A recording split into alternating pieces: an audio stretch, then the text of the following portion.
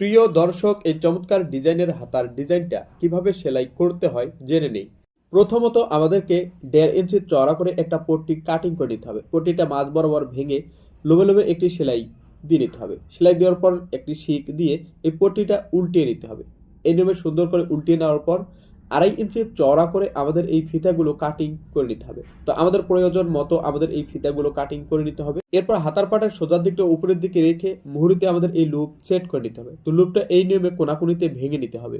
লুপটা কোনাকুনিতে ভেঙে নেওয়ার পর লুপের যে কাঁচা অংশটা আছে মুহুরির কাছার দিকে এই নিয়মে বসিয়ে দিতে হবে। এক সমান করে সেলাইটা দিয়ে নিতে হবে, আঁকাবাঁকা করা যাবে না। তো একটার পর একটা এই নিয়মে আমাদেরকে লুপগুলো সেট করে নিতে হবে।